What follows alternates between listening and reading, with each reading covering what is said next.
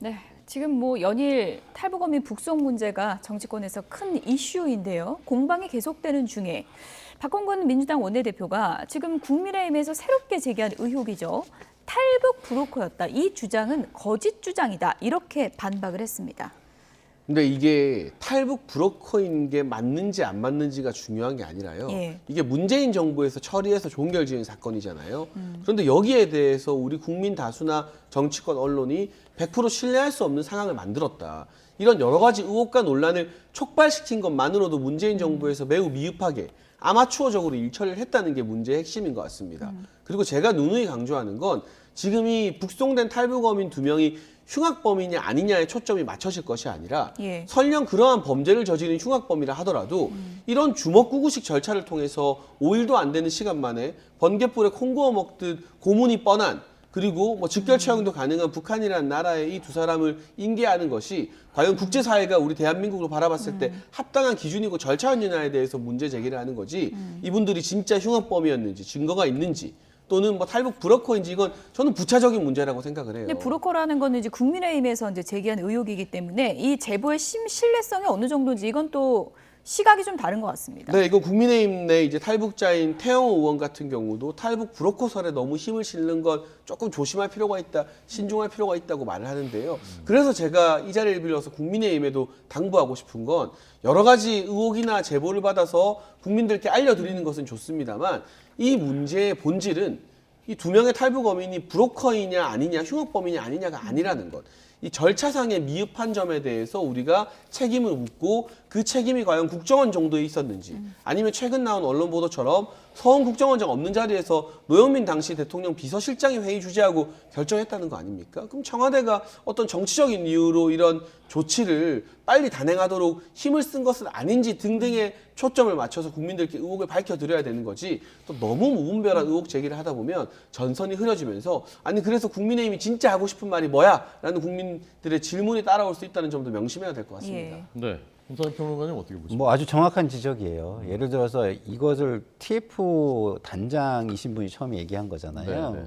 근데 그분이 그 TF의 권한, 최고의 권한을 가지신 분인데 이렇게 무책임한 말을 할 수가 있나 이런 생각이 들어요. 이거는 굉장히 무분별한 이야기로 국민의 어떤 판단을 흐리고 그다음에 역시 사안의 본질을 흐리는 발언이다. 이런 말씀을 드려서 굉장히 안타깝고요. 네. 이 사안의 본질은 딱 하나입니다.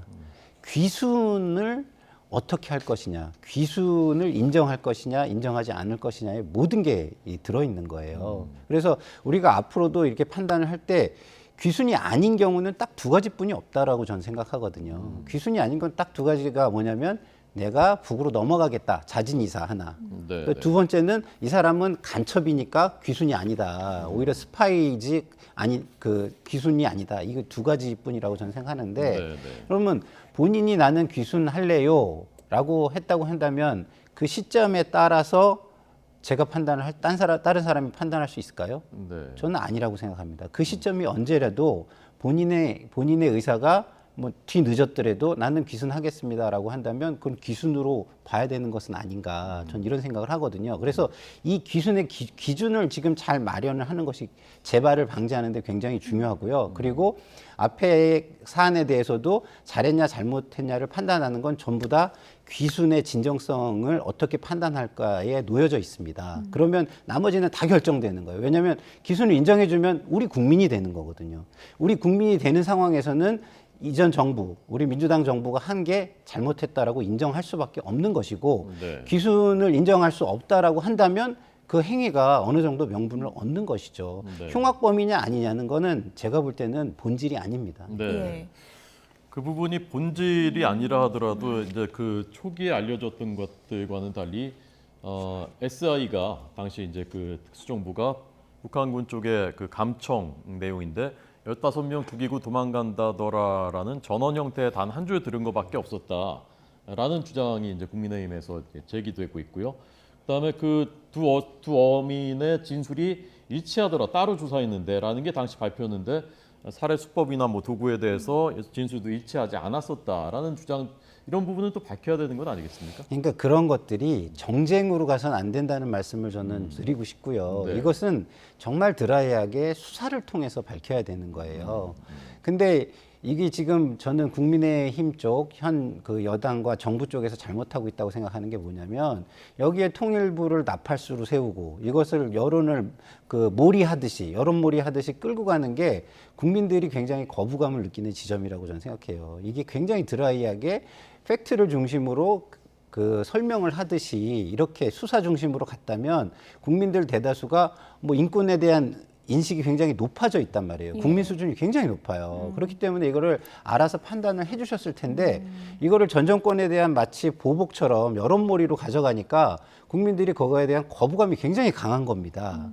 그래서 저는 지금 이 정부가 이걸 처리하는 방식을 저는 지금이라도 바꿔야 된다 이런 생각이 좀 많이 드는 것이죠. 예. 네. 예, 지금 뭐 또 한 가지 쟁점으로 떠오르는 것이 당시 어떤 과정을 거쳐서 결정했느냐를 놓고 지금 언론에서 갖가지 이제 보도를 하고 있는데 청와대가 배를 납포하기도 전에 북송 계획을 짠 거 아니냐 또 이런 의혹이 제기됐거든요. 이게 제일 중요한 문제예요. 제가 계속 지적하는 게 절차의 문제입니다. 지금 일부 언론 보도를 보게 되면 우리 이 납포 하루 전이 2019년 11월 1일에 청와대가 국정원에게 과거 중대범죄 저지른 탈북자 추방한 사례가 있느냐 문의했다고 나와요. 그리고 또 다른 보도를 보면 이 해당 어선이 NLL을 넘어오기도 전부터 우리는 사실상 북한에게 이분들을 송환해줄 계획을 세우고 있었다는 이야기도 나오고 있고요. 또 한 가지 간과할 수 없는 게 그 당시에 정의용 전 안보실장이나 김현철 전 통일부 장관은 이 자유한국당 의원들이었죠. 당시에는. 지금 국민의힘 의원들의 질의에 대해서 문재인 정부가 법적인 해석을 다 받았다. 그래서 유엔 이 고문 방지 협약이나 이런 부분에 대해서도 문제가 없다. 국제법상으로도 말을 했는데 정작 알아보니 이분들을 북한에 송환해주기 고작 3시간 전에 법무부에 물어봤다고 합니다.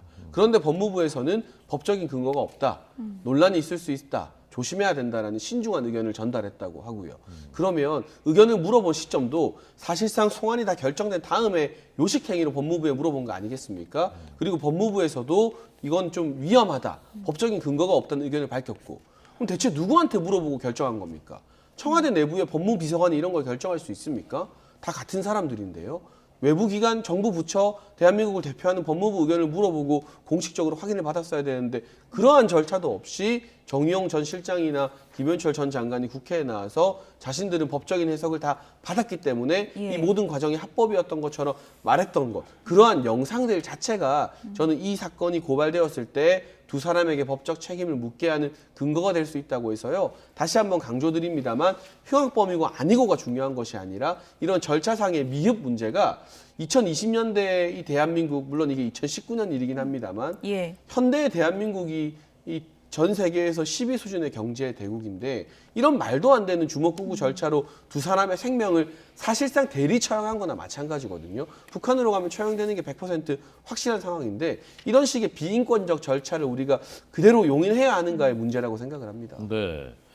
그 당시에 그 정부의 판단의 배경에 이런 것이 혹시 있었던 것은 아니냐라고 이제 제기되는 문제가 이 송환한 다음에 2시간 뒤에 부산에서 열릴 아세안 정상회의 초청장이 비공개로 전달됐다. 여기에 대해서 윤건영 의원은 그건 뭐 미리 정해진 거였는데 이 사건은 갑자기 난 건데 이게 어떻게 연관이 있을 수 있겠느냐라고 반박을 했던데 그 부분은 어떻게 보셨습니까? 그러니까 지금 모든 의혹들이 저는 이게 수사를 통해서 정리가 되고 그것에 대해서 우리가 그 다음에 논평을 하는 게 저는 맞다고 생각하는 거예요. 왜냐하면 지금 이것이 맞냐 아니냐 이런 공방으로 가면 지지자들의 감정만 상하게 되는 것이거든요.